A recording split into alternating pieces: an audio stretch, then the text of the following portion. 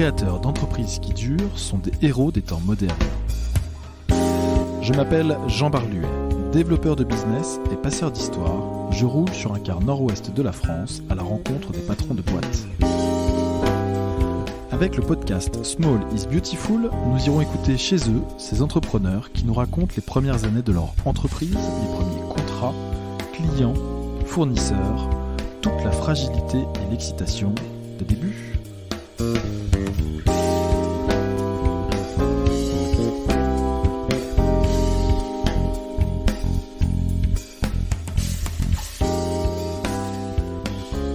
C'est parti, ça enregistre. C'est parti, ça enregistre. Et ben Jean Barluet, bonjour. Bonjour Paul. Bon, comment vas-tu Jean? Bah pas mal, petite terrasse, on est vendredi, donc ça sent le week-end, on va faire la chouille demain, il fait un temps du mois de juin. Je suis avec un copain en terrasse, il est 11h30 passé, le café c'est fait, donc la suite pourrait être encore plus éclatante d'un point de vue du resto, je suis en pleine forme. Bon, et toi? bah, super, ça va très bien, je suis très content d'être ici aussi, avec toi. Très beau temps, et puis c'est un peu spécial aujourd'hui, c'est ton 10e Jean.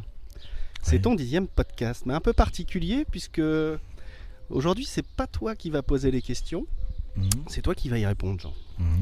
Okay. Je pense que tu as des choses à nous dire, je pense que ton podcast est bien structuré pour pouvoir nous raconter un petit peu déjà d'où tu viens, ce que tu as fait un petit peu avant d'arriver à AB International, on reviendra dessus. J'aimerais qu'on parle ensemble un petit peu de pourquoi ton métier de la vente, qu'est-ce qui t'a amené à faire ce que tu fais aujourd'hui, savoir... Pourquoi les montagnes russes? Exactement. D'accord. Et puis j'aimerais qu'on puisse conclure sur pourquoi Small is Beautiful, pourquoi avoir fait des podcasts, voilà. Donc il n'y a pas d'ordre, on prend les sujets comme tu as envie, dans l'ordre vraiment que tu souhaites. Et puis Jean, s'il te plaît, est-ce que tu peux te présenter? Oui, alors donc je m'appelle Jean, je suis né, j'ai grandi à Rouen jusqu'à à peu près une petite vingtaine d'années, et je suis parti habiter à Paris pour que jeunesse se passe, jusqu'à 27-28 ans, et puis quand ça a été l'heure de se balader en poussette et d'acheter du foncier, je me suis dit que ce serait pas si mal de revenir à Rouen. Voilà. Et donc voilà, en fait, c'est ça que j'ai fait. Personnellement, je suis marié, j'ai 2 enfants, une maison, et puis c'est à peu près tout. Je suis... Voilà. Bon, c'est déjà pas mal. C'est déjà pas mal. Raconte-nous un petit peu, Jean, tes premières expériences pro, puisque l'idée c'est d'arriver jusqu'à B International. Ouais. Raconte-nous un petit peu, très rapidement ton cursus scolaire, et puis comment tu es venu après à rentrer dans cette grande famille qui est celle des vendeurs. Alors en fait, comme beaucoup de gens un peu par erreur, je pense, la vente. Moi j'ai commencé à bosser, j'avais 17 ans. D'accord. J'ai des fiches de paye depuis que j'ai 17 ans. Voilà. J'ai fait à peu près tous les métiers possibles et imaginables, de 17 à 26, de faire la plonge dans un restaurant, livreur, magasinier, téléenquêteur, prospecteur, docker, vendeur en magasin, bref, voilà, j'ai quasiment tout fait. Et comme j'ai commencé à bosser tôt, et que j'étais déjà un peu pas trop scolaire comme garçon, moi l'école ça s'est arrêté au lycée. J'ai quand même eu mon baccalauréat, voilà. Mais j'allais au lycée pas tellement pour étudier, j'allais au lycée parce que je voulais voir des gonzesses et puis rencontrer des potes. En fait, le reste ça m'intéressait pas plus. Donc j'ai passé le deal familial de passer mon baccalauréat. D'accord. Je l'ai obtenu, et à partir de là j'ai dit tiens, je vais aller faire un tour à la fac. J'y suis resté à peu près 2 semaines. C'était bien? Je fais 2 semaines. Voilà. Là-dessus, histoire de rencontrer ta femme et puis de repartir? Même pas, non, en fait il y a un mec avec un pull trop long qui est venu me taxer une clope pour la bonne cause. Déjà j'ai dit allez tout faire. D'accord. Je suis pas la bonne cause et j'étais, je pense, déjà un peu libéral dans ma façon de penser. Fuck la fac. Voilà. Et je suis retourné bosser à ce moment-là chez Tayrak, rue du Gros Horloge, qui vendait des cravates, où j'avais été pour l'été. Et j'ai fait CDD. D'accord. Et à partir de là, je suis parti avec un statut de chômeur étudiant. L'année d'après, faire une école de musique à Paris en cursus professionnel financé par le conseil régional. Donc j'ai une bourse également récurrente du ministère de l'Agriculture, 3500 francs par mois. Bon, ça s'invente pas. Et je suis arrivé à Paris dans le 19e arrondissement en coloc avec un pote. On avait trouvé un appartement sur sologer.com en 2001. Et voilà, on est à Laumière, on fait 21 heures de musique en cours par semaine dans le 18e arrondissement. Moi je prends rapidement un local de batteur dans les puces de Clignancourt. Ça c'est une sacrée histoire aussi, c'est qu'en fait dans les puces de Clignancourt t'as le marché aux voleurs, on le connaît tous, enfin aux baskets dégueulasses là, puis t'as aussi le marché des marchands qui te vendent des commodes, des conneries, des trucs. Et le problème de ces mecs là c'est que leur marché est tout petit, leurs stands sont tout petits mais ils ont quand même de la cam à stocker. Et la cam, il la stocke dans un entrepôt qui est un petit peu plus loin, au cœur des puces, chez un mec qui s'appelle Monsieur Lassalle et qui leur loue des box au mètre cube. Et il s'est rendu compte avec le temps qu'il y a bien meilleurs payeurs que les marchands d'art. Il y a les batteurs.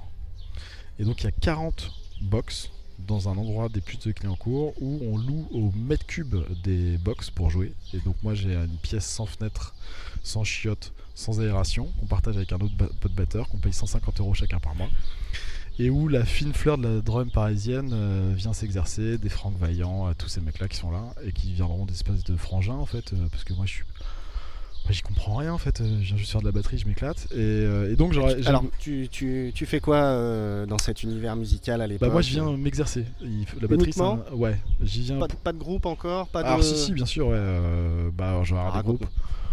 Oh, les groupes, j'en ai eu plein. En fait, alors, le problème, c'est que moi, j'ai voulu faire de la musique parce que je voulais devenir rockstar. D'accord. Et en faisant le métier, je me suis rendu compte que j'allais pas faire rockstar. J'allais faire batteur d'accompagnement, c'est-à-dire lire des partitions, accompagner des gens au pied levé, faire des télés à 300 balles mal payées, où on dit pas bonjour, pas au revoir. Des bar mitzvahs, jouer de la merde avec des super bons, parce que tu passes ta vie avec des mecs qui jouent grave, mais tu joues de la merde infâme. Et en fait, ça m'a carrément frustré, parce que moi, ce que je voulais, c'était faire le tour du monde avec mes potes, quoi. D'accord.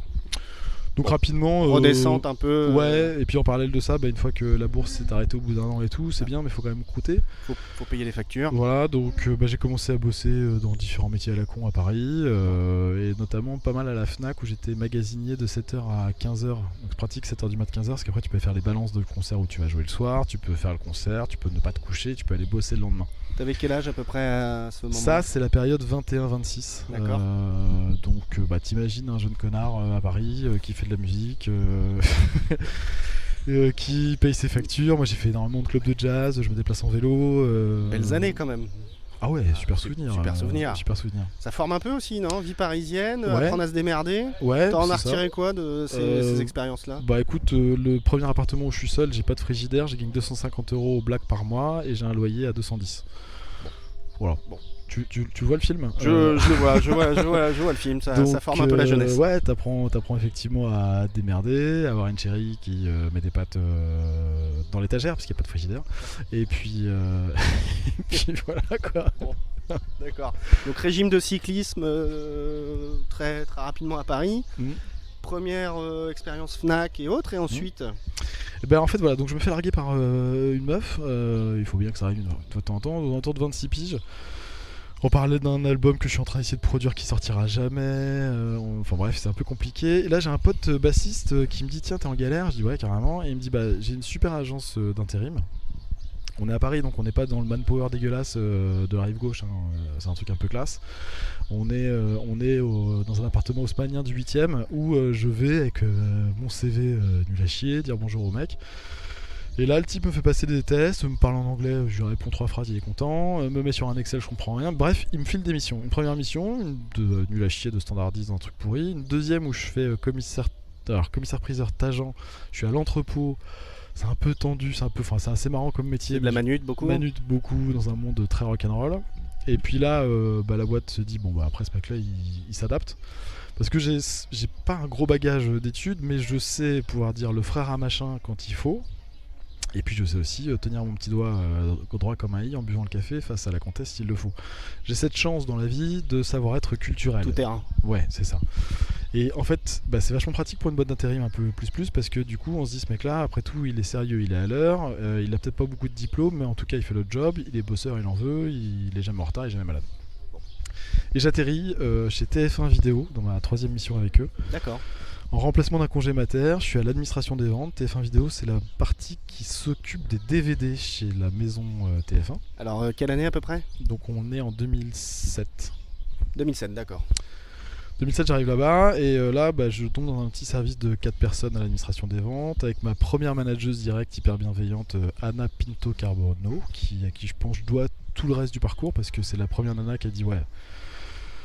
Tiens, tu viens de nulle part, mais j'aime bien comment tu fais, et puis je vais te filer une chance. Ça se passe super, je fais mon boulot, et de fil en aiguille, comme je suis en relation avec les commerciaux, on me propose de prendre le remplacement d'un commercial sur la région de Paris. Et l'entretien, je m'en rappellerai toute ma vie, ça fait déjà 6 mois que je suis dans la boîte, ça se passe bien. Le chef des ventes, qui s'appelle Pascal Migliorati, me dit ouais, il m'appelle sur mon fixe. Bon, Jeannot, il paraît que tu veux faire vendeur. Ouais. Tu fumes une clope? Bah ouais. Donc on descend en bas de la tour ici les Moulineaux, on fume une Marlboro chacun. Bon, t'as un mec bien, on te connaît, tu te lèves tout le matin, c'est bien. Bon, tu vas réussir à te lever tout seul, être ton propre patron? Ouais, c'est bon Pascal. Ok, bon écoute, tu commences le 21 août. Tu vas prendre la Mégane Break de Fred. T'as le permis? Bah Pascal, moi j'ai que le permis moto. Ah bah tu te démerdes fils, t'as un mois et demi, tu passes le permis voiture, tu te débrouilles, le 21 août on est parti. Hein. Et me v'là à passer en... C'est bonne approche. Voilà. C'est cool. Côté un peu rock déjà qui. Ouais. Donc, tu te retrouves un peu peut-être. Coup de bol, j'ai déjà le permis moto de moins de 2 ans avant, donc j'ai déjà le code. Parce que j'ai passé le permis moto avant, parce que j'étais pareil. Enfin bref. Et donc je me passe mon permis en conduite de 7h à 9h le matin avec des cabis la Bastille. Et après je vais bosser ici les Moules de 9h30 à 18h. Et j'ai mon permis. Et le 21 août, je suis dans une voiture Mégane Break. Essence, dans mon premier démarrage en côte, dans le parking de la Défense. Voilà, c'est un grand moment de solitude ça. Je me rappelle de la première fois que j'ai pris le rond-point de l'Étoile en accompagnement avec Fabrice, le mec que j'allais remplacer. Je me mets à ralentir, moi tu vois, je suis en 3ème, je vais passer en seconde, il me fait tu fais quoi là? Je dis bah il me fait non c'est la guerre là, rond-point de l'Étoile mec. Il m'appuie sur le genou, il dit non, t'as la priorité, tu fonces, tu tapes dans le tas, c'est comme ça que ça marche ici. Faut te faire respecter. Donc j'ai appris à conduire à Paris. Bon, on fait une petite parenthèse au rond-point de l'Étoile. On va commander peut-être. Ouais, complètement. On va essayer de choper Seb s'il est dans le coin. Essayer de choper mon Seb là. Alors, pour nos auditeurs, nous sommes au restaurant Le Cancan à Rouen qui nous a gentiment proposé de. Alors il y a une charmante demoiselle qui passe Seb. Ah. Bonjour. Est-ce qu'on peut commander s'il vous plaît? Bien sûr. Ah, super. Merci. Okay. Merci beaucoup. Et donc voilà, et puis je fais ce job pendant quelques mois là-dessus. T'apprends quoi dans ce job? Parce que c'est ton premier job de commerce en fait. Ouais, mais c'est pas du vrai commerce en fait, parce que je fais pas les négos. Tu fais pas les négos? Moi, mon métier à l'époque, c'est de faire le tour des Fnac, des Virgin, parce que je suis quasiment qu'à Paris, pour aller valider les mises en rayon des DVD que distribue TF1 Vidéo. Donc à l'époque, c'est des DVD comme La Môme qui vient de sortir, quelques blockbusters, pas mal de films aussi qui sont moins costauds. Et en fait, le job, c'est d'aller un peu graisser la patte aux chefs de rayon, leur payer des restos pour que tes produits soient bien mis en rayon. Alors, en parlant de payer des restos, justement, Seb, bonjour. Bonjour Seb, monsieur. Tu es donc responsable de salle au Cancan? Tout à fait. Bienvenue. Est-ce que tu pourrais nous proposer une petite assiette de charcuterie par Bien sûr. Ouais. On travaille sur la charcuterie de Port Noir de Bigorre. Ouais, il n'y a pas de souci. Donc nous proposons la charcuterie Port Noir de Bigorre. Ouais, vendu, j'achète. Voilà, ouais. avec plaisir. Avec un petit truc pour éclaircir tout ça d'un point de vue liquide. Ouais, très bien. Un Pic Saint-Loup, on va partir sur un vin du Languedoc. Un vin relativement fruité. Allez. Si cela vous dit. En vin rouge. Vin rouge, Pic Saint-Loup. Il veut du blanc, tu veux du blanc toi non? Je me laisse porter. Ok, rouge, vendu. On fait comme ça? Ouais. Bah écoutez, avec grand plaisir messieurs. A tout de suite, merci. Okay. C'est là que tu places l'abus d'alcool est dangereux pour la santé, non? L'abus d'alcool est dangereux pour la santé, évidemment, à consommer avec modération. Donc voilà, donc je fais ce job. Qu'est-ce que j'apprends? J'apprends en fait déjà à gérer des rendez-vous, des plannings, remettre à à J+15 le rendez-vous avec le cum que tu as en face de toi, à faire des reporting au home office à la maison. Peu de phoning ou pas? Non, j'ai pas d'appel sortant, je prospecte pas en fait, le parc il est déjà fait. C'est pas de la vente, hein. C'est vraiment tu surveilles ton parc. Et puis moi j'ai le siège qui va dans tous les magasins où je bosse par rapport à mes collègues sur le reste de la France, donc faut que ce soit quand même bien tenu. Bon voilà, je le fais. Au bout de 6 mois, je passe un entretien avec la DRH, je vais taire son nom parce que je vais pas dire du bien, qui me dit bon bah Jean, super, on est hyper content de toi. Je dis ouais, très bien. Je dis bon, on va l'appeler Florence. Florence, juste. C'est le nom de ma mère, c'est impeccable. Juste sans être visionnaire, on est en 2007-2008 maintenant. Le marché du DVD, c'est pas le futur, les rayons diminuent. C'est quoi la suite pour moi parce que je suis en CDD, tout ça, il se passe quoi? Ah ben Jean, tu sais, avec ton niveau de diplôme déjà, t'as un stade que tu devrais même pas atteindre, donc n'espère surtout pas mieux un jour. C'est déjà exceptionnel que tu sois à cette place-là, voilà. Et puis bah là, en fait, ton CDD va se terminer, on va attendre que Fabrice se casse en abandon de poste, donc tu pars 3 mois au chômage, puis on te rappelle. Bon, 28 ans. Donc bah, je suis sur cadre emploi le lendemain. Et là, je me fais chasser par NRG, un distributeur de photocopieurs. Je me rappellerai toute ma vie. Ah, alors justement, j'avais une petite question moi sur les déclics. Et raconte-nous, là, c'est dans cette structure, le déclic, que tu t'es dit je veux faire du commerce? Bah en fait, je sais pas encore ce que c'est que le commerce. Pour le moment, je me balade avec une bagnole et je surveille des rayons. J'ai pas encore fait d'appel sortant, j'ai pas encore fait de négo, j'ai pas encore perdu un compte, j'ai pas fait de commerce, quoi. T'as pas fait de commerce. Merci Seb, super. Merci beaucoup. Et donc j'arrive à 17h à Créteil, un vendredi soir. Je tombe sur un type qui s'appelle Antoine Gomez, que je vais apprendre par la suite qu'il est le plus gros margeur de France dans son métier, qui me fait faire une 20 minutes d'entretien traditionnel un peu merdique. Bonjour, pourquoi vous faites de la vente? Parce que j'aime le contact client, etc. Puis au bout de 20 minutes, il commence à rentrer un peu dedans. Ok, pourquoi tu vends? Bah parce que monsieur, le contact... Non, pourquoi tu vends? Le rationnel, ça vas-y, pourquoi tu vends? Pour gagner de l'argent. Ben voilà, c'est quand même pas dur. Hein? T'as peur de le dire? C'est quoi ton problème avec l'argent? C'est sale? On peut pas en parler? Donc tu t'attends pas à ça, tu vois, c'est pas dans les rails traditionnels. Donc là je commence à me faire un peu malmener, mais c'est plutôt très agréable. Et au bout de 3 heures, il m'a retourné le cerveau. Il me dit t'as jusqu'à lundi pour savoir ce que tu veux faire. Bon. Je me rappelle être sorti de l'entretien, monté dans ma Megane Break à l'époque de fonction. J'ai appelé Christian, mon mentor business, mon ex-beau-père, dire Christian, j'ai rencontré des fous, je sais pas ce que je fais. Et la phrase de Christian, écoute, tu sais, bosser avec des fous, ça peut être très très marrant. Voilà, c'est comme ça que c'est parti. Ok, donc comment ça se passe? T'avais jamais fait trop de business avant, donc je suppose qu'il y a quelqu'un qui va te prendre sous son aile. Ouais, plus ou moins. Donc c'est une équipe de 7-8 personnes à peu près quand je deviens vendeur là-dedans. Alors moi je suis monsieur fusion. Partout où je suis arrivé, à chaque fois les boîtes fusionnent. D'accord. Donc j'arrive, NRG devient Rigaud. Donc ça frotte toujours un peu ce genre de truc parce que les chefs des ventes se regardent en chien de fusil, les dircos aussi, les admins aussi, les sites t'es baladé, bref. Donc j'arrive à ce moment-là. Je suis un peu accompagné mais pas énormément. Celui qui m'a le plus accompagné c'est mon chef des ventes. Ouais, j'ai quelques phrases clés qu'on va taire là parce que c'est pas possible, mais qui sont magnifiques d'apprentissage et de trucs extraordinaires. C'est aussi très parisien comme mode de vente, très arrogant, très push. C'est pas quelque chose que tu peux faire facilement dans nos régions. On est beaucoup plus empathique.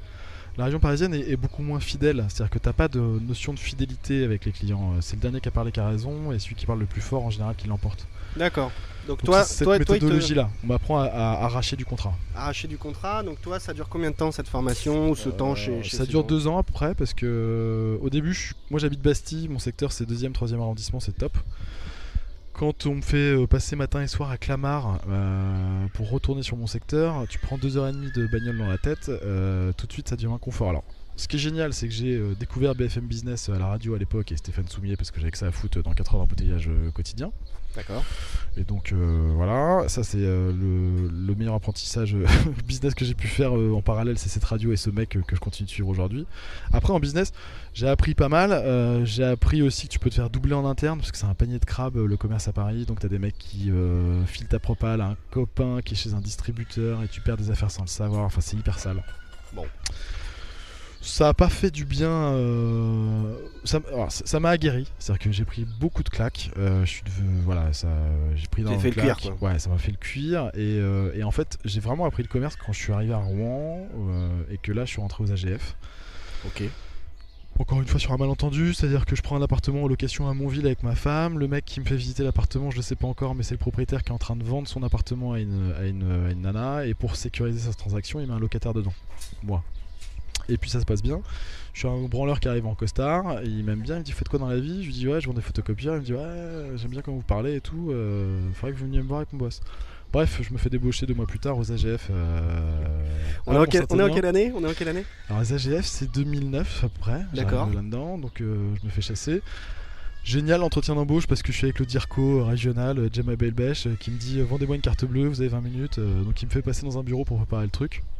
Je comprends rien à la finance, mais je sais faire une découverte, c'est-à-dire que je sais avant de proposer un prix, savoir combien tu payes, ce qui est la base de ce qu'on t'apprend dans le commerce du photocopieur. D'accord. Donc je lui vends ça sur ma façon de faire et c'est ça qu'ils cherchent, donc c'est comme ça que je rentre. Et puis eux vont vachement me former parce que là je passe de l'univers B2B au B2C. Oui. En province, dans la finance. Donc il faut être hyper rond, il faut s'adresser à une population qui est un peu plus âgée, donc il faut ralentir ton débit de jeunes mecs qui parlent trop vite, articuler, et ça fait un bien fou. Et puis surtout apprendre à closer parce qu'en face de toi, tu as tout le temps un décideur signataire. Dans le B2B, B2C, à la différence du B2B où tu peux avoir une assistante, Bien un sûr. N, un machin. Sauf que un particulier, il aime pas décider, c'est pas son job, donc il faut l'emmener dans la décision. Donc encore une fois, j'arrache du contrat, mais avec vachement plus de rondeur que dans mon métier précédent. Et là, j'ai appris beaucoup dans la vente, dans la façon de rassurer, poser les choses, être clair, être compris, faire trouver une problématique, t'assurer que la personne en face a conscience qu'il a un problème. Enfin, toutes les étapes à la con, traiter une objection, voilà, et puis un volume d'appels sortants de psychopathe, parce que là je me suis vraiment mal. Les séances d'appels sortants, dans le particulier, c'est midi 14h, 18h, 20h. Tu peux nous en parler un petit peu sans trop rentrer dans Le phoning. la technique, mais le phoning, je sais que c'est quelque chose que tu connais bien, que tu j'en fais maîtrises. depuis 20 ans, enfin 15 ans tu maintenant. maîtrises Ouais. bien. Ouais. On est aujourd'hui dans on va dire dans un contexte où les sociétés misent de plus en plus sur les leads entrants, vraiment une stratégie numérique pour aller chercher des clients. Toi, tu produis encore beaucoup de phoning. Ouais. Parle-nous-en un petit peu. Tes méthodes de façon synthétique, mais Alors, pourquoi continuer le phoning alors qu'il y a pas mal d'outils qui existent à côté? Il faut pas négliger, c'est pas ce que je suis en train de dire. Mais parle-nous-en un petit peu de... Le phoning, en fait, c'est la base du commerce pour beaucoup d'entreprises, encore TPE, PME en région. Et moi, je le pense pour toute la vie dans mon cœur. C'est ce qu'il y a de plus dur. Le phoning, c'est d'abord un travail sur toi à faire parce que c'est pas naturel, c'est pas normal, c'est anxiogène. Et passer des appels sortants chez des gens qu'on connaît pas, personne naturellement a envie de le faire. Moi, la chance que j'ai eue, c'est que dans toutes mes expériences, j'avais des obligations de volume d'appels par journée hebdomadaire qui m'étaient imposées. Et donc, en fait, j'ai vite atteint un volume d'heures d'appels. Et moi, je considère qu'un mec qui n'a pas appelé à peu près 1000 heures, il ne s'est pas appelé. Donc, tu travailles avec des ratios au phoning ou pas? Oui, on travaille avec des ratios. Alors les KPI de phoning. En fait, le premier ratio, moi, c'est les heures de vol. Tant que t'as pas énormément appelé, t'as pas le débit de voix qui est détendu, t'as pas la maîtrise de ta trame téléphonique, t'as pas la maîtrise de tes outils, donc tu peux pas t'en détacher. Et t'inquiète pas pour le son, ça fonctionne. C'est dès que tu peux commencer à te détacher de ta trame que tu vas pouvoir dépasser ça et mettre du talent là-dedans. Mais avant de mettre du talent dans un outil bête et rébarbatif, faut en faire quoi. Faut en faire. D'accord. Mais si tu quelques conseils, oui, jamais de conditionnel que du futur que du présent, que de l'alternative, il y a des choses comme ça, tu ne souhaiterais pas parler à quelqu'un, tu souhaites. T'appelles les personnes en les nommant directement par leur nom et c'est souvent fake it until you make it, c'est-à-dire que si jamais tu sais pas comment s'appelle le mec que tu dois joindre, bah tu vas faker son nom, voilà. Et puis ça marche bien. Et une fois que tu as le décideur signataire au téléphone, c'est rendez-vous, jamais de négo au téléphone, que du rendez-vous. Écoutez, je suis mercredi, jeudi, l'alternative à côté de chez vous, préférez le matin, l'après-midi, 11h, 14h, enfin bref. Oui, tout ça, je suis un peu rompu à ça évidemment. Mais je pense que c'est un plus parce qu'aujourd'hui, à l'heure du lead et de tous ces genres de choses, oui. Il y a quand même un moment où tu finis par appeler un mec et il y a encore beaucoup de closing que tu vas obtenir par téléphone. Il y a la visio, mine de rien, si tu as du savoir-faire en téléphone, ça va quand même te servir. Voilà. Donc moi c'est une religion le phoning. Ouais, ok, non mais parfait. C'était la petite parenthèse. Tu es donc, si on revient sur ton historique chez Alliance. Ouais. C'est ça? AGF Alliance. AGF ouais. Alliance. Combien de temps, jusqu'à ce qui va nous intéresser quand même, Be International. 2 ans, 3 ans. 3 ans. 2 ans et demi, 3 ans. En fait, c'est un métier de chien, c'est-à-dire que tu bosses comme un fou.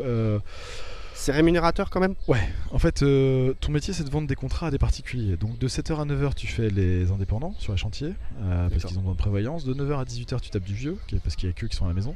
Donc tu vas faire papy-mamie pour taper le PEL. Et de 18h à 20h, voire le samedi matin, ou de 18h à 21h, tu vas aller adresser les particuliers en couple de 45-50 ans en poste, à qui tu peux aller faire des choses un peu rigolotes, avec les mômes qui prennent le bain, avec tout ça. Donc oui, tu as une amplitude de boulot de psychopathe. Tu commences à 7, tu finis à 22-23. Et c'est beaucoup de temps de clientèle. Bien évidemment, ça paye. C'est-à-dire que de l'autre côté, si tu vends et que tu fais du chiffre, ouais, tu vas vite être sur ton 4005 brut mensuel, tu vois. D'accord. En tout cas à l'époque, ça a peut-être changé un peu depuis.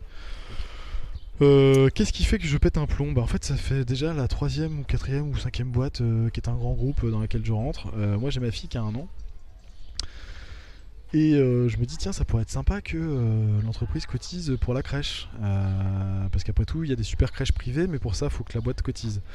Et Paris te répond non monsieur ça c'est pas possible, on fait pas. Alors on te prend de l'argent pour un article 83 sur ta fiche de paye qui est un espèce de fonds de pension de retraite de mes deux que tu toucheras jamais.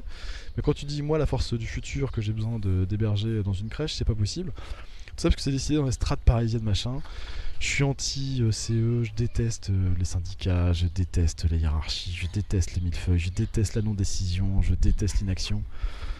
Et en fait moi je supporte plus tout ça, j'en peux plus d'engraisser des N+, dans chaque contrat, qui n'ont pas vu des clients depuis des milliards d'années. J'en peux plus des process, ça me les brise. Et je décide qu'après tout je suis plus intelligent que tout le monde et que je vais vendre du Calvados sur internet. Voilà. Bon, d'accord, donc t'es parti. Donc chaque madame, ça c'est fait. Et puis là il y a ma soeur qui me dit quand même Jean, tu claques ta dème, t'as pas droit au chômage. C'est con parce que vu tes niveaux de revenus, il y a un simulateur sur internet, t'aurais eu droit à ça. Bon, et je me renseigne, en fait il suffit juste de quitter un CDD de 3 mois. Donc comme je suis dans mon mois de préavis et que j'ai fait mon chiffre, je scrolle un peu internet. Et là je vois une boîte qui paye pas de mine, qui cherche un téléprospecteur pour un CDD. Cette boîte s'appelle ABR Solutions, enfin ABR Xerox à l'époque, elle est basée à la Vatine, elle a besoin d'un télépro. J'envoie un CV, personne ne me rappelle, ça me fout les nerfs, je mets un coup de frein à main, je m'arrête. Bonjour, j'ai envoyé un CV, personne ne me rappelle, c'est quoi ce délire? Je tombe sur le boss qui me dit vous avez 2 secondes, on va causer. Donc qui s'appelle Thierry Mistral Bernard. On s'arrête et puis il me dit bon au bout de 15-20 minutes il me dit ouais bah moi je vous prends comme vendeur. Je dis non moi je veux pas venir bosser chez vous, le photocopieur je connais, j'ai déjà fait dans une autre vie. Moi je veux juste être indépendant. Donc il me faut un CD de 3 mois puis après ça valide mes droits au chômage et je me casse. Donc moi le job de télépro qui passe 70 appels sortants et qui prend 5 rendez-vous prospects par jour, c'est ça que je veux faire pendant 3 mois. Puis après on se dit adieu. Et donc réaction? Bah il me dit évidemment, vas-y viens, je vous fais un contrat du 2 novembre 2011 au 14 février 2012 et puis vous avez vos 3 mois puis on en parle plus. Et puis y a eu un... Je sais pas dire... Comment tu l'as senti, première approche avec, on va l'appeler TMB, Thierry Mistral Bernard. avec Monsieur Mistral Bernard, première approche, comment ça... Bah en fait j'avais un filtre, c'est que moi c'était un vendeur photocopieur ce mec et j'en sortais quelques années plus tôt, pas forcément avec une bonne expérience parce que c'était pas cool le copieur à Paris. Donc je l'avais déjà tout seul rangé dans une case vendeur de copieurs qui était pas du tout à sa hauteur en fait, ça je le saurais qu'après. Bon après je me dis c'est un patron de TPE, je sais même pas ce que c'est qu'une TPE moi à l'époque parce que j'y ai jamais bossé dans une TPE. C'est ta première expérience donc dans une boutique, small biz quoi. Ouais exact. Donc j'en pense pas grand chose à part j'ai un CDD possible qui va venir. Et en fait c'est une fois que je suis dans les murs, moi je suis un affectif en fait. Une fois que je suis dans les murs, que je dis bonjour aux personnes tous les matins, que je suis à l'heure, que je repars à l'heure. Première fois que je quitte à 18h, j'ai l'impression que j'ai posé mon après-midi quoi. Tu vois moi déjà je passe des appels à du B2B, je reviens là-dedans après 3 ans de B2C. À des séances d'appel de psychopathe où t'appelles, il y a personne qui te répond. Là, t'as toujours une standardiste qui te répond. Enfin, c'est facile de reprendre des rendez-vous là-dedans. Donc, je vais pas dire j'explose, je fais le job super bien. Ok. Tout le monde est content. Et puis, bah après. 3 mois. 3 mois, j'ai mon CDD qui se termine, j'ai mes droits au chômage, j'ai mon papier jaune, je m'inscris au chômage, je me pose au chômage, je dis de toute façon, je monte une boîte, je monte le URL B International. quand même, avant de partir de chez ABR, je leur dis, vous savez quoi, la téléprospection, vous aurez toujours un problème à cet endroit-là parce que là, ça s'est bien passé avec moi, mais bon, moi, je suis en train de partir. Il y a beaucoup de boîtes qui ont des problèmes. Ouais, parce qu'en fait, les gens veulent pas payer ce poste. Il y a une croyance chez les patrons qui est de dire, ou bien je file pas d'argent, ou bien il y a des gens qui aiment ça. Moi, j'ai jamais rencontré des gens qui aiment être payés le SMIC pour faire 70 appels sortants jour. Personne. Je connais pas. C'est inhumain. Alors, beaucoup de patrons le pensent encore. Hein. Moi, je pense que c'est une erreur. Moi, je pense qu'il faut payer ces gens-là. Bien sûr. Qu'il faut bien les payer. Et que même si tu les payes bien, de toute façon, tu auras de la casse. Donc, moi, c'est le discours que je tiens au DIRCO à l'époque de ABR et à Philippe Vasseur, pour pas le nommer, et TMB, en leur disant avant de partir, de toute façon, ce job, vous allez voir, ça va jamais marcher. Ou bien c'est un jeune vendeur qui va le prendre comme un tremplin et dans 6 mois il est vendeur, il n'y a plus personne au poste. Ou alors c'est une nana qui, dès qu'elle est en CDI, vous mettra un arrêt maladie sur arrêt maladie. La seule solution, c'est de prendre un prestataire que vous payez en prestation de service, en mode marche ou crève, qui vient dans vos murs faire les séances phoning sous vos yeux, les 2 meilleurs jours de la semaine, mardi et jeudi, parce que c'est bon pour le phoning, et idéalement un mec que vous connaissez, que vous avez testé pendant 3 mois, par exemple. Et donc du coup je commence en montant ma boîte B internationale avec le chômage qui tombe et une facture de prestation de service payée rubis sur l'ongle tous les mois chez ABR. Bon, l'idée c'est quoi? C'est de continuer ta relation avec ABR mais en te disant je vais pas te filer à la patte, j'ai pas... Ouais. Que ce soit avec ABR ou un autre, hein, c'est pas le sujet. Mais que moi j'ai de la trésor qui rentre. Mon obsession c'est tout... Je monte une boîte c'est bien mais d'abord c'est qu'est-ce que tu factures quoi. Voilà. C'est un peu le nerf de la guerre. Oui. Ouais mais t'as beaucoup de mecs qui montent leur boîte qui pensent pendant des années à leur logo, à leur CGV, à leur machin, mais pas qu'est-ce que je fais rentrer comme cash immédiatement. Moi j'ai toujours été obsédé de faire rentrer du cash et j'espère que je le serai toujours parce que sinon c'est que j'ai plus rien compris au business quoi. Donc avant de penser à mes locaux, avant de penser à ma charte graphique, avant de penser à mon logo, ma première question c'est qu'est-ce que je fais rentrer le mois prochain dans la boîte. Voilà, donc ça c'était réglé avec cette facture qui est rentrée chez ABR et j'avais lundi, mercredi, jeudi pour aller exécuter. Ah oui, alors c'est ça. Je voudrais qu'on sache qu'on s'engage sur le nombre de fois qu'on va citer le mot exécution. Ah ça y est, c'est parti. J'annonce 114. 114, oui, parce que si on commence à rentrer dans le business, effectivement, on va 114. parler exécution. Oui. Ok, qu'est-ce que tu prends comme pari là-dessus? Qu'est-ce que je prends? Allez, je pense qu'on peut être entre 20 et 30 fois si on s'y met. 114. Toi tu dis 114? Ouais, exécution. Exécuter non plus. Donc ouais, en fait voilà, moi c'est ça. Et je monte la boîte, c'est cool, j'ai le chômage qui tombe qui me paye. De l'autre côté, j'ai la boîte qui est payée tous les mois avec une facture. Okay. Il y a du cash qui rentre, la trésor monte. Au passage, je me suis installé en zone franche urbaine à la Grand-Mare et sur le résultat, ça a quand même un impact non négligeable. Et si vous savez pas ce que ça veut dire, faites-moi un message par mail et je vous répondrai. Voilà, parce que la fiscalité c'est important. Et donc ça commence comme ça. Et puis moi je pense que je vais vendre des bouteilles sur internet que je vais vendre à l'international. Oui. Hein, parce que j'ai exporté. Alors B on rappelle pour Barluet. Et international pour... Parce que voilà, j'ai pas été très long, hein. Je me suis dit tiens, Be International, ça correspond avec Barluet. Puis en anglais ça claque, tu vois, ça fait être international. Ouais, tout à fait. Puis comme je suis extrêmement bilingue dans la langue, tu vois, je m'en suis contenté.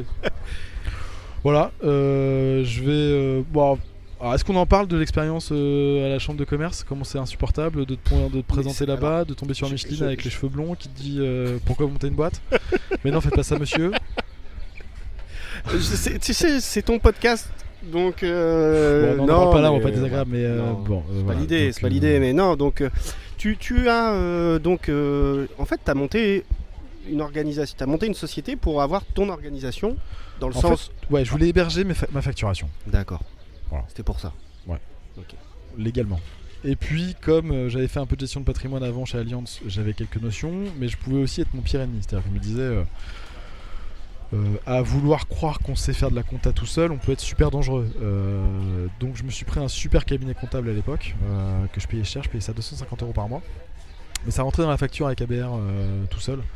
Je me suis pris des locaux, un bureau pour exécuter tranquille, voilà. Et en fait au bout de 6 mois, Thierry Mistral Bernard me dit bon t'en es où dans le business de bouteilles? T'as vendu combien de bouteilles sur internet? 0. Mais attends Jean, t'as déjà cramé 6 mois de chômage sur 15? T'as 2 enfants, tu vas dans le mur? Enfin 15 à l'époque. Il m'a fait un peu peur et puis surtout j'ai vu le volume de chiffre d'affaires que je pouvais générer en faisant la prestation de service en photocopieur ABR.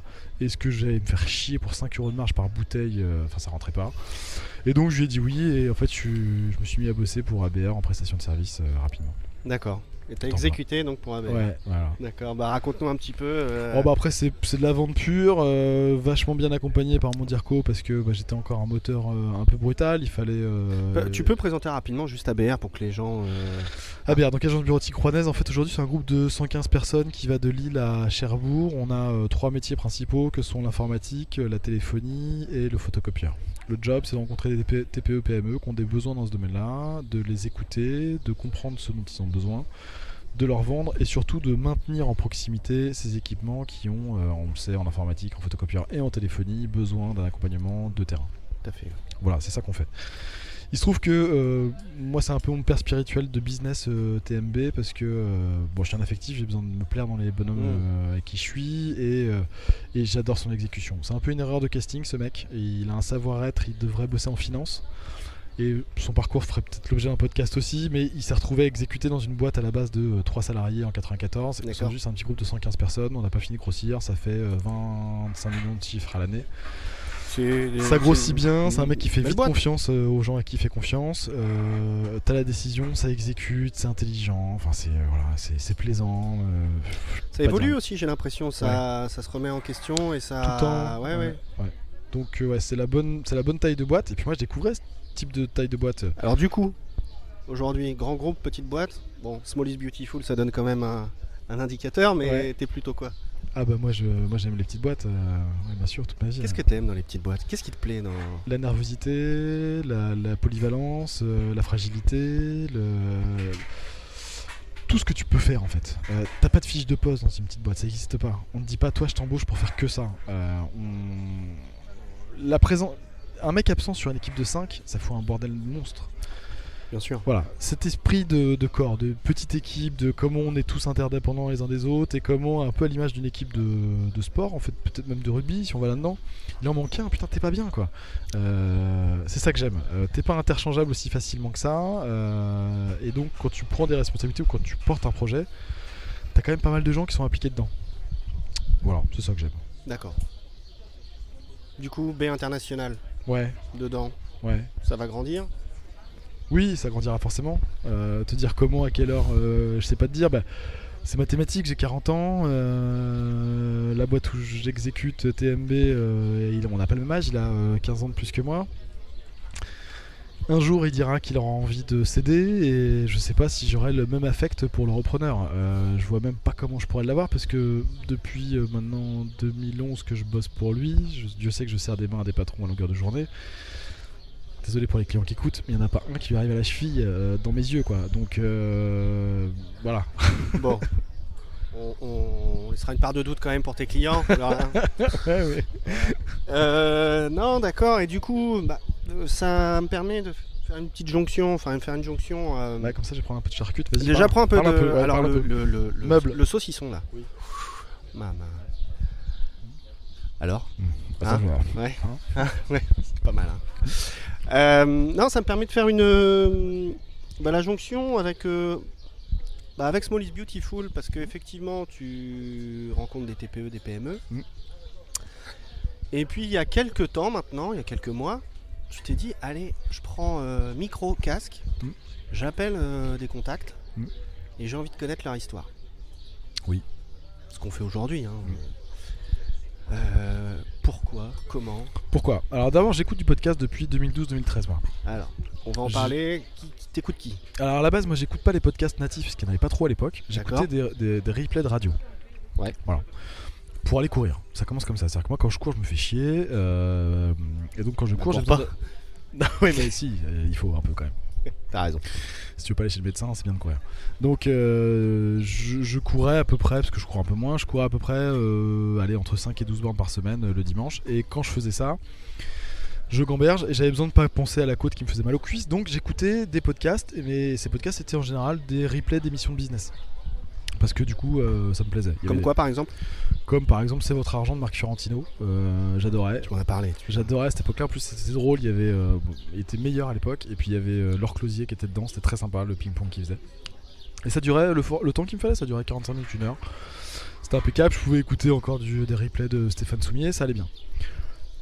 Et puis après, j'ai commencé à découvrir plus tardivement le podcast natif. Et là, on va citer Nouvelle École, Antonin Archer, qui était un mec, une espèce d'électron libre. Il a arrêté, qui était capable de faire des podcasts d'1 heure, 1 heure et demie avec une actrice de porno, le patron d'une grosse tôle ou un sportif de haut niveau. En mode, voilà, on me pose des questions, je m'intéresse à toi, je te découvre, qu'est-ce que tu penses. J'ai adoré le format. Parce que c'était vraiment de la curiosité pure. Tu rencontres les personnes, c'est un échange qui est super intéressant. Pour courir ou plier du linge ou faire ce que tu veux avec, ça passe super bien. Et là, j'ai commencé à découvrir les podcasts natifs. Mais on est déjà plus tard, on doit être 2016 ou un truc comme ça. Et en fait, à partir de là, il y a toute une offre qui s'est mise en place au catalogue. Lui a arrêté ce truc-là. C'est devenu un format dans ce qui m'intéressait business très parisien. A beaucoup parlé souvent de start-up et tout. Tu veux parler d'un truc? Non, vas-y, et en fait, moi, ça m'a un peu gonflé parce que je trouvais plus l'offre. C'est-à-dire que j'avais beaucoup de podcasts sur du business, mais qui étaient faits autour de startups parisiennes.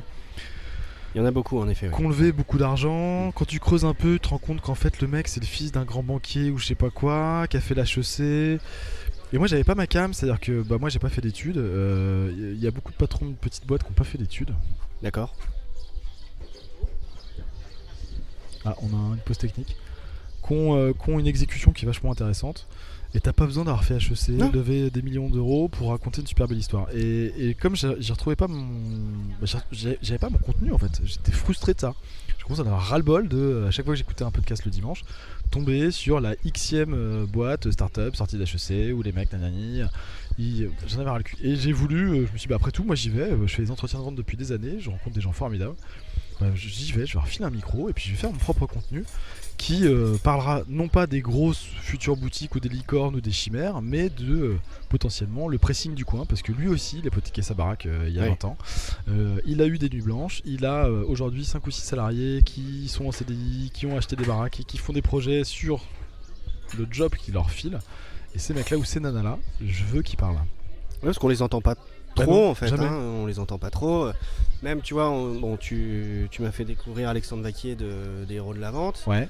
Il y a quand même des super, des super trucs. Des super contenus. Des super contenus. Mais on reste quand même dans des choses de temps en temps qui manquent un peu d'humain et de, on va dire, de quotidien quoi. Ouais. Bon et donc t'écoutais des podcasts et t'as pris le micro. Ça fait combien d'émissions maintenant? Donc c'est la 10e. Ouais. Bon alors Moi j'ai pris une petite claque avec le Covid en fait. Je voulais en faire 2 par mois. Ouais. Et moi j'aime bien faire le podcast les yeux dans les yeux. C'est-à-dire que j'ai pas envie de faire le truc à distance. Ça me fait un peu chier. J'en ai fait un à distance parce que avec Isabelle Travers et c'était super. Mais moi j'aime bien le format qu'on a là. C'est-à-dire qu'on est en face à face, posé dans les bureaux ou en terrasse. On se cause, on échange un moment, on boit un café, on boit un verre de n'importe quoi. Et en fait on rentre en relation pendant 1 heure et demie. J'ai besoin de voir la pupille de l'autre pour savoir si on s'aime. Et moi le podcast c'est aussi au-delà de la promotion pour la boîte que je fais, c'est aussi grandir ton réseau, parce qu'après une fois que tu as passé 1 heure et demie à tchatcher avec une personne, et on va être transparent, à la faire parler d'elle-même, parlez-moi de moi, il y a que moi qui m'intéresse, c'est de la vente. Un petit peu vendeur effectivement. A priori la personne t'aime bien, et t'es un peu rentré dans son réseau, t'as son 06, et si un jour t'as besoin de le mobiliser sur un truc, on a passé un bon moment, on se connaît, il n'y a pas de raison. Exact. Ça sert aussi à ça.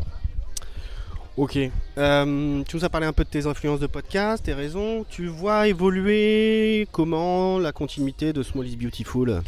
Alors, faudrait continuer à exécuter. Exécution. Moi, je voudrais qu'on continue à un minimum 2 par mois. Le claim, c'est de dire on va sur un quart nord-ouest de la France, de Lille à Cherbourg, parce que c'est mon terrain de jeu. Rencontrer des boîtes. Moi ça me suffit, si je peux publier 2 fois par mois des histoires d'entrepreneurs là-dedans, ça me va carrément bien. Est-ce qu'un jour je me ferai un éléphant type Jean-Louis Louvel? Parce que ça peut être marrant aussi de se taper une rockstar. Merci beaucoup. Je sais pas, là il s'est peut-être pris une actualité, je sais pas s'il est pas un peu chafouin quand même avec les élections. Je ne le connais pas, je ne sais pas. Voilà. Mais continuer à faire ça et puis peut-être le déléguer à d'autres personnes, ça pourrait être pas mal. Sur les 10 podcasts que j'ai fait, il y en a 3 qui m'ont été recommandés, mis en relation par Paul Tersin, je sais pas si tu le connais, c'est un mec qui est sympa. Et si t'avais un peu de temps de cerveau disponible, ça devrait se trouver pour le moment. Voilà. Moi, le format, il n'est pas destiné à ce que ce soit que moi. Je pose des questions, mais je suis pas le meilleur du monde là-dedans. Après, si d'autres personnes veulent reprendre le flambeau de la marque entre guillemets qu'est Small is Beautiful, qu'on n'est pas vraiment une.